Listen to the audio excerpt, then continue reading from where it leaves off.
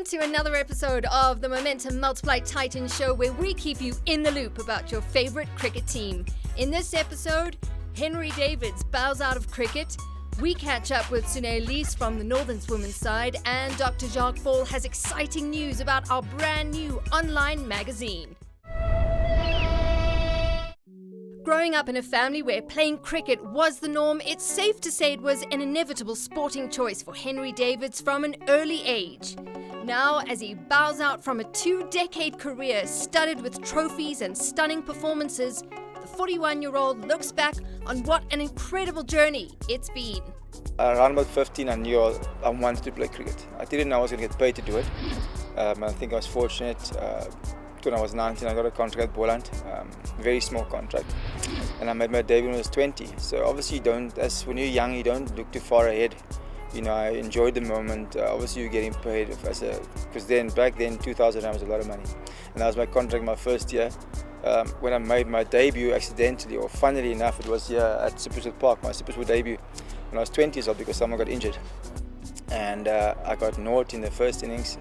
I remember Steve Alworthy got me out third ball, and I was like, okay, yeah, what are you doing? And then second innings I got 100. But obviously that set up where immediately I got upgraded with my contract. So that was probably the start of my career, when it started with a bang, and a lot of learning went into it, but it was good learnings. The kid from Peniel represented Boland and the Cape Cobras before making the decision to move to Pretoria, joining the Titans franchise. 2010, I moved to Pretoria. I was one of the persons where I thought, okay, I was going to play my cricket in one place. So for the Cobras, it's basically one place. It's in the same province, you know. And then something just said, okay, it's time for a change for my cricket. I had opportunity to go elsewhere as well. But for cricketing reasons, I had opportunity to go elsewhere, and I spoke to my dad back then. It was an easy decision, you know. It's either going to go and have a place play cricket closer to the beach, or come here and become a better cricketer at the end of the day. So the decision was to come here. I was married for 3 years. My wife was pregnant, so it was a massive move. You know, she didn't know that I felt, and I obviously with cricket travelled a lot. So we moved up here when she was, I think, 6 months pregnant. So it was a massive move back then. But I knew. Look, for the cricket it was going to be the best move, and obviously for us as a family it's going to be good as well. Part of the rewarding element of his career, particularly as a senior player, has been harnessing his developmental capabilities towards younger players. Part of being one of the senior group, and I was privileged enough to captain the Titans for a couple of years. You know, to see your role as a senior player is also to help the younger guys come through.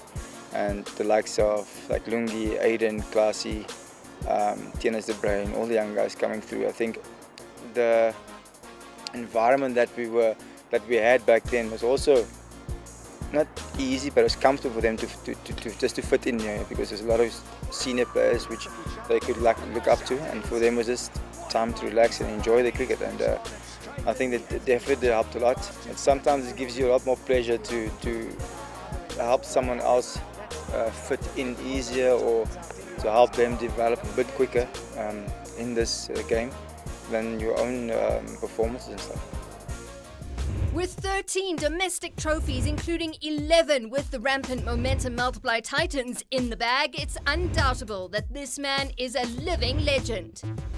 Playing for South Africa is obviously a highlight as well.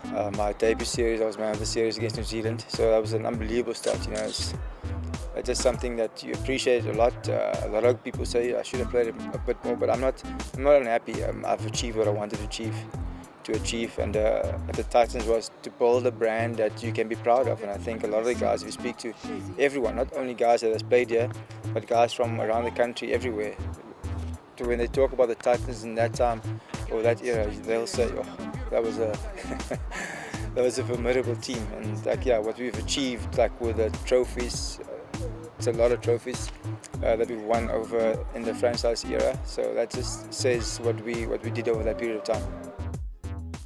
Meeting him at Supersport Park was symbolic, because if anyone remembers the great times and matches played here, it's him. I've been privileged to play a lot of cricket here, and obviously we're sitting here at Supersport Park where it's empty. And I remember the days when it was full, and hopefully we'll have it back again very, very soon. It's probably some of the best atmosphere because you look around and you see a lot of kids running around, and that's how I obviously saw and fell in love with the game watching cricket. You know, this is different now. You sit at a massive, unbelievable stadium and become a support the Titans, and the people are, it's just very homely people that come and watch and support us, and loving, caring people. You can feel when you're playing here, you know, that the people are proud of us representing them on the field, and yeah, they've been immense over the years. To me personally, they've been unbelievable, you know. The good thing is, like, the games where I didn't play, I would go sit with my family on the embankment and there's no hassles. The people say, "How are you doing?" Like, you know, so I would see, or I would think that I've left a good example to them, and I've been a good role model on and off the field for people to look up to. Yeah, and no, the fans of the Titans, I know when you're able to come watch again, you'll be here in full force, and I'll be here with you, sitting on the grass embankments. Beyond his playing career, Henry is still going to be involved with bat and ball. He explained what the next steps will be to groom the next generation of stars. Luckily for me, I went to study while I was playing cricket.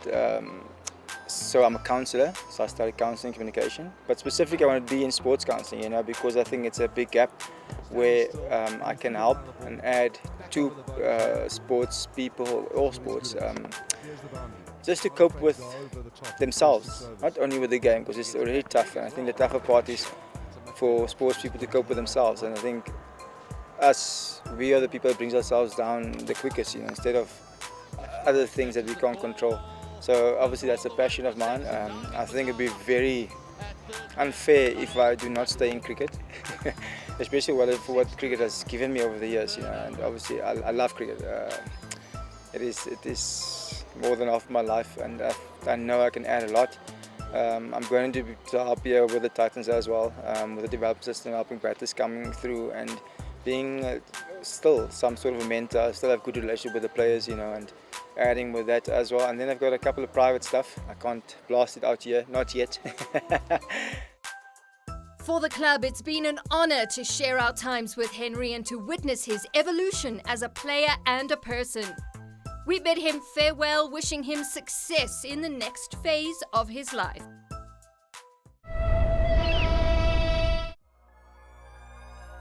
Northern's player Sune Lee started her international career in 2012 and admits that Northern's played a massive role in grooming the unstoppable cricketer she's become. This union has always been a successful one since I started here when I was 8 years old, and I'm still here. But no, I think you always get the support from Northern's Union, you know, from Jock to, you know, to Smarty, our provincial women's coach. They've always just backed us and given us this beautiful facility to train at. So no, I think this is a lovely place to call home, and hopefully I will call it home for a very long time.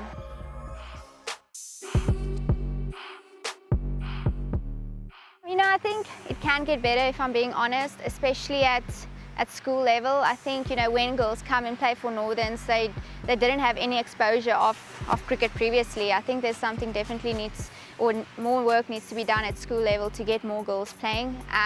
But I think the way, you know, Jock and Smarty and everybody's been grooming the girls to get a team ready and eventually get them ready for international cricket. I think they've done an exceptional job. And I think, you know, there's 42 contracts being handed out to 8 provinces. I think that will make a huge difference in the provincial setup, just to make them semi-professional as well, and just give them, you know, I guess to just give them the security of, you know, I can make a living out of cricket, even though it's not a lot at the moment. It's something to work towards. So I think, you know, Cricket South Africa is taking the right steps to make more girls professional in the country. More recently, she was the stand-in captain as the Proteas team celebrated victory during the 2021 Women's ODI Series against India. The India tour, we were so happy with that. I think the girls really came to the party.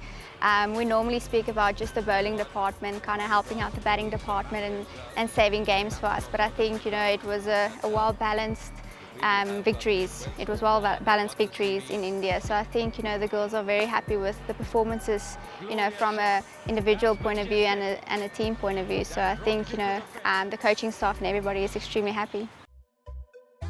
What does she have to say to the skeptics? Those who are reluctant to believe that cricket is a girls' game too.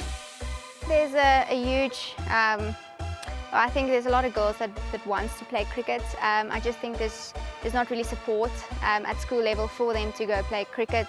And I think, you know, like I said, if we win a World Cup, that will change a lot of lives. And I think that's, you know, I think if we do win a World Cup, I think that's something that will be looked at, making more teams or women's team at schools.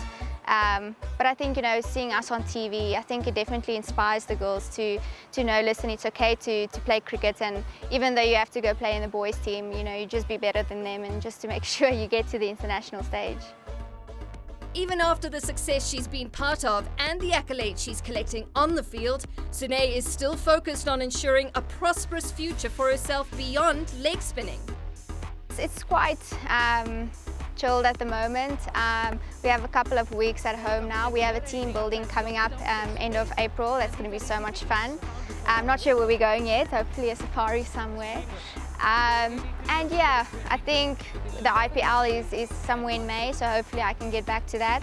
But other than that, I'm just studying at the moment. I'm in my final year of studies, so hoping to complete that and just spending some time with family.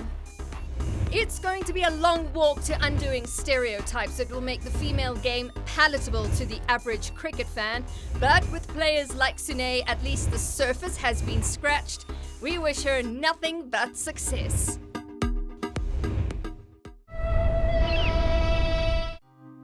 We have saved the best for last. The Titans is proud to present our first ever online cricket magazine that will focus on all things cricket. Dr. Jacques Fall explains. Our online magazine forms part of our new strategic concept, which includes both a TV program on stadiums and an online magazine.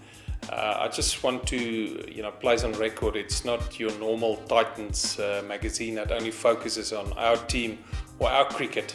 It's a true cricket magazine for a world audience. It was designed in such a way that it would speak to your cricket lover and would stimulate debate around cricket issues and report on cricket issues worldwide. So very chuffed with the first edition. Yeah, I think the best way to access the magazine is to get onto our digital platforms. You'll definitely get it on our Facebook and website. But there will be other digital platforms as well. Most of our partners have indicated that they will help us roll it out. So I'm sure if you look around on the internet and you Google the heavy roller, your copy will be available. And just like that, we wrap up another exceptional show. Make sure you stay updated by visiting our social media platforms. See you next time.